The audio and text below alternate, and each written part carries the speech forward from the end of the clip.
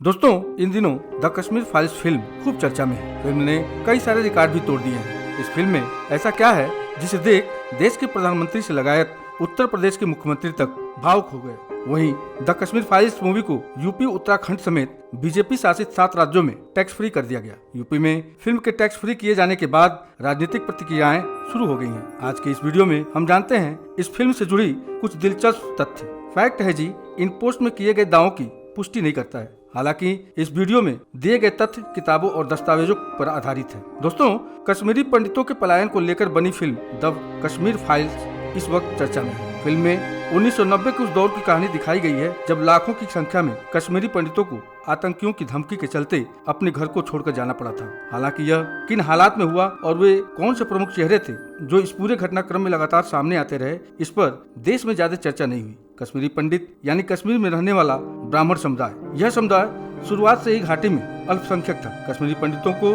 घाटी से निकालने के लिए नफरत कैसे बोई गई जिसे देश समझ नहीं सका। दोस्तों, हम आपको ले चलते हैं 4.5 दशक पहले, जब जम्मू कश्मीर में धार्मिक उन्माद भड़का था। इसे समझने के लिए 1975 का रुख करना पड़ेगा। यह वह दौर था जब कश्मीरी घाटी में हालात सुधारने के लिए प्रधानमंत्री इंदिरा गांधी ने शेख अब्दुल्ला के साथ इंदिरा शेख समझौता किया था। इस समझौते के बाद ही शेख अब्दुल्ला को कश्मीर की सत्ता मिली थी। हालांकि इंदिरा गांधी और शेख अब्दुल्ला के इस समझौते का कश्मीर की अधिकतर मुस्लिम आबादी ने विरोध किया था। स्टैनफोर्ड यूनिवर्सिटी के एक रिसर्च पेपर के अनुसार समझौते को लेकर हो रहे विरोध को दबाने के लिए शेख अब्दुल्ला ने राज्य में कई सांप्रदायिक भाषण दिए। 1980 में अब्दुल्ला ने 2500 गांवों के नाम बदलकर इस्लामिक नामों पर कर दिए। मुरादाबाद में मुस्लिमों के मारे जाने की तुलना जलियांवाला बाग हत्याकांड से कर दी। माना जाता है कि यह वही दौर था जब कश्मीर को पूरी तरह से इस्लामीकरण की तरफ ढकेल दिया गया था। इसे लेकर श्रीनगर में कुछ दंगे भी हुए थे। वहीं जब बात आती है 1977 की, तो जम्मू कश्मीर में एक धड़ा हमेशा से अलगाववाद का समर्थक रहा था। हालांकि इस संगठन को पहले कभी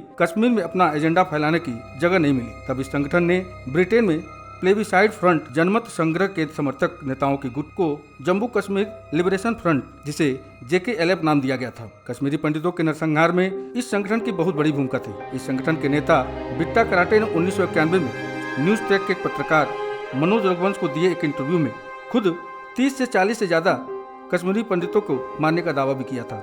जैसे जैसे समय बीतता गया, जम्मू कश्मीर में कश्मीरी पंडितों का उत्पीड़न बढ़ता गया। इसके बाद अगली अहम तारीख आती है 2 जुलाई 1984 की, जब केंद्र की इंदिरा गांधी सरकार ने ही शेख अब्दुल्ला के बेटे और तत्कालीन CM फारूक अब्दुल्ला की सरकार को भंग कर दिया था। आरोप था कि अब्दुल्ला सरकार ने कांग्रेस के लोगों और कश्मीरी पंडित के खिलाफ बर्बर हमले करवाए हैं। कांग्रेस ने कुछ समय बाद ही फारूक अब्दुल्ला के बहनोई गुलाम मोहम्मद शाह को मुख्यमंत्री बना दिया। यश वर्मा की किताब Jammu and Kashmir at the political crossroads के मुताबिक केंद्र की सरकार को उम्मीद थी कि गुलशाह कश्मीर में उनके विचारों को लागू करेंगे। हालांकि कांग्रेस की उम्मीद के पलट शाह ने कश्मीर को कट्टर इस्लाम की तरफ ढकेलना शुरू कर दिया। फरवरी 1986 में गुलाम मोहम्मद शाह के CM रहते हुए ही जम्मू कश्मीर में पहली बार हिंदू मुस्लिम दंगे हुए थे। तब शाह ने सचिवालय में एक मस्जिद की स्थापना करवाई थी। इसे लेकर हिंदुओं ने प्रदर्शन किए और जम्मू से लेकर कश्मीर तक जबरदस्त दंगे हुए। कश्मीर घाटी में कट्टरपंथियों ने हिंदुओं के मंदिर तक को तोड़ डाले थे। बताया जाता है कि दंगों में 10 से ज्यादा कश्मीरी पंडितों की मौत हुई थी। जम्मू कश्मीर में पहली बार भड़के दंगों को लेकर राज्य के तत्कालीन राज्यपाल जगमोहन ने गुलाम मोहम्मद शाह की सरकार को भंग कर दिया। देश भर में इस बात को लेकर काफी बहस जारी है कि जब जम्मू कश्मीर में संकट की स्थिति पैदा हुई थी तो जगमोहन भाजपा समर्थित राज्यपाल थे। हालांकि सच्चाई ये थी कि अपने पहले कार्यकाल में उन्हें कांग्रेस सरकार ने राज्यपाल बनाया था। वे पूरे 5 साल तक राज्यपाल रहे थे और यही वो समय था जब कश्मीर में हालात बिगड़ना शुरू हुए।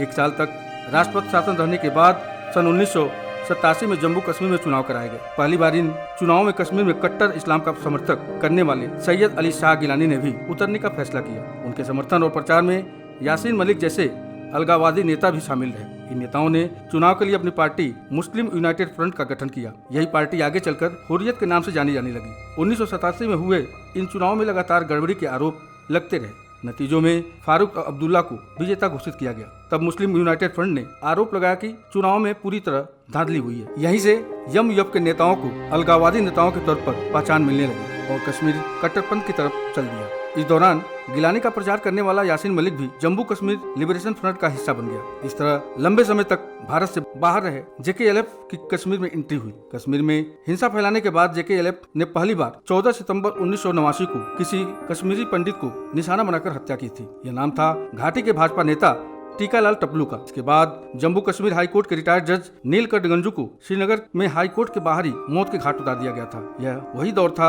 जब राम जन्मभूमि भारत में एक बड़े मुद्दे के तौर पर उभर रहा था और केंद्र की राजीव गांधी सरकार लगातार मुश्किलों का सामना कर रही थी। बोफोर्स घोटाले के आरोपों के बाद कांग्रेस सरकार गिर गई।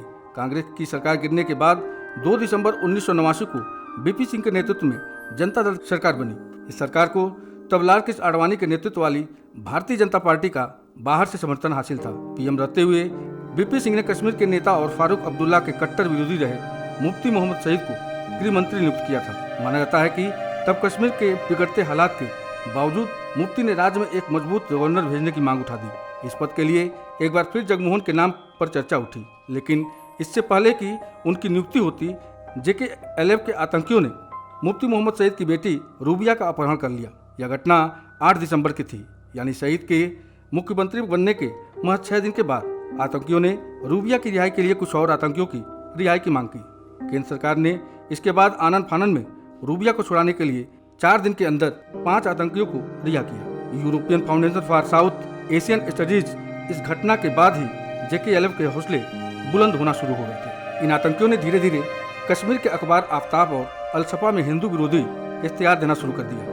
इसके अलावा सड़कों और गलियों में हिंदू विरोधी नारे वाले पोस्टर भी लगाए गए। यहाँ तक कि मस्जिदों से भी पंडितों को जल्द से जल्द घाटी छोड़ देने की धमकी दी जानी शुरू हो गई। इस घटनाओं के चलते कश्मीर को लेकर BP सिंह सरकार की मुसीबतें लगातार बढ़ती रही। आखिरकार मुफ्ती मोहम्मद सईद के दबाव में BP सिंह ने एक बार फिर 19 जनवरी 1990 को जगमोहन को कश्मीर का राज्यपाल नियुक्त किया। फारूक अब्दुल्ला ने पहले ही केंद्र सरकार को धमकी दी थी कि अगर जगमोहन को दोबारा कश्मीर का राज्यपाल नियुक्त किया जाता है तो वो अपने पद से इस्तीफा दे देंगे। फारूक का कहना था कि जगमोहन पहले ही उनकी सरकार को भंग कर चुके हैं, इसलिए उन्हें जगमोहन पर भरोसा नहीं है। फारूक ने जगमोहन की नियुक्ति के अगले दिन यानी 20 जनवरी 1990 को CM पद से इस्तीफा दे दिया और राज्य में राष्ट्रपति शासन लागू हो गया। वर्तमान में ऐसे कई सोशल मीडिया पोस्ट सामने आए हैं जिनमें आरोप लगाए गए हैं कि फारूक अब्दुल्ला इस्तीफा देने से पहले ही कश्मीरी पंडितों को घाटी से निकालने के लिए आतंकियों की मदद कर चुके थे। जगमोहन की तरफ से कदम काफी देर से उठाए गए थे। घाटी से कश्मीरी पंडितों के पलायन के दौरान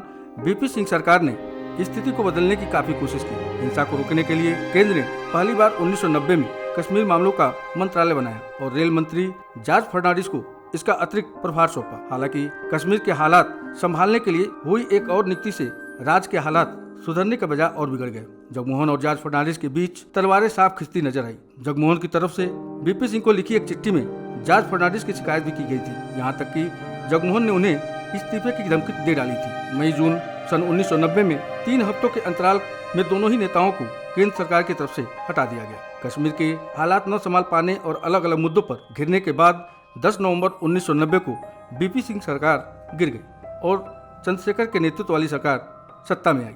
कांग्रेस की तरफ से बाहर से समर्थन मिलने के बाद चंद्रशेखर ने PM रहते हुए महज 7 महीने ही सरकार चलाई। चंद्रशेखर सरकार के गिरने के बाद नरसिम्हा राव के नेतृत्व वाली कांग्रेस सरकार सत्ता में आई। वरिष्ठ पत्रकार और द प्रिंट के संपादक शेखर गुप्ता के लेख के मुताबिक जब नरसिम्हा राव प्रधानमंत्री बने थे तब कश्मीर के हालात संभालने काफी मुश्किल थे।